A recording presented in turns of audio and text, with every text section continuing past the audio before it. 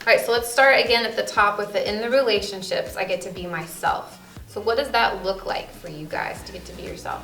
Yeah. I don't have to change myself for anyone. I can be myself and be happy with that. Even if someone else isn't, I can be me. I agree. Yeah, I agree. Yeah, I agree, because that's just like never judge a book by its cover, because you really don't know where they're coming from and what situation that they're really in. And that's okay if somebody feels that way, right, Desiree? But is it okay for them to say hurtful things? No. There's a better way to get your point across without being rude. Yeah, exactly. And with words too. Mm-hmm. You don't have to change yourself. Yeah. Amen. Yeah. So that's the first one. The next one was we take time to get to know each other. So what does that look like for you? You can ask questions and see what other people like, or what the other person likes or dislikes. Yeah. Yeah, You it's could know okay. that person. It's okay if I have something that I like, but Katie and Hayden don't like what I like. That's okay.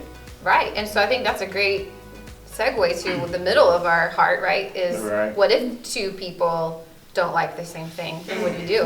Right. Compromising is when you may not want something, but you agree with somebody else that you would do it.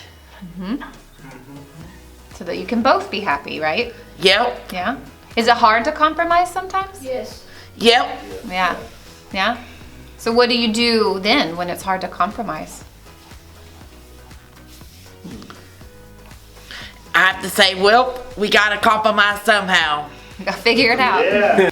So my great compromising thing was with my girlfriend. She, we were talking about dinner, and she would say that she did not know what she wanted to eat. Then I would say, I did not know either, and then I'd leave it up to my mom and my dad. So it's always a great reason and a great thing to bring in a third party into it. You could always say, okay, hold, take a deep breath, and let's decide on this together instead of arguing with each other, because that's just gonna make it more not too good. With everybody screaming at each other, you really don't know which way it's going.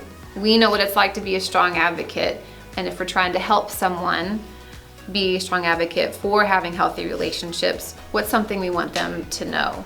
If you want a healthy relationship, you can have one, but you can also have boundaries that they cannot cross, and you can let them know. And you can, if you don't want a hug per se or anything more than that, you can tell them that you want a handshake or a fist bump or even a high five. What if there's somebody that you like, that you want to hang out with, that you want to take time to get to know, right? That you want to enjoy doing fun things together. Those are the things that are on our heart of relationships. Well, then what? Then what do you do in those situations? Take time and then take it easy. Don't just go flat out say, hey, do you like me? I like you. We should go out. And then like that, that's not good. You should take things easy. Maybe the more you get to know someone, the more personal questions you can ask. And then, if things start going well, then get to know them more, what things y'all like or dislike, and then Go from there. yeah, just shoot your shot from there. And when we talk about healthy relationships, what's that main message that you would want to give them if you only had 10 seconds to say, hey, this is what it takes to have a healthy relationship, or this is what I want you to know so that you can have healthy relationships when you move on and go out to hanging out with other people, maybe start dating somebody. What's your one important message that you want them to know? And that's what we encourage them to speak up, because scared don't get you nowheres. That's why you be positive about yourself. There's might be a little speed bump, and you might be like a turtle in your shell, but come out of it. That's how I was, and it has taught me a lot. to come out and talk. Just know, don't give up. Don't give up on yourself. If you hear people mouthing about you, don't give up. Ignore them, and as hard as it is, keep pushing. What do I wish people knew about me when they were getting the time to know me is I can do stuff like everyone else can, but it's gonna just take me a little bit more time. Yes, I agree. I agree. Yeah, because some people don't realize that some people have ID that's disability.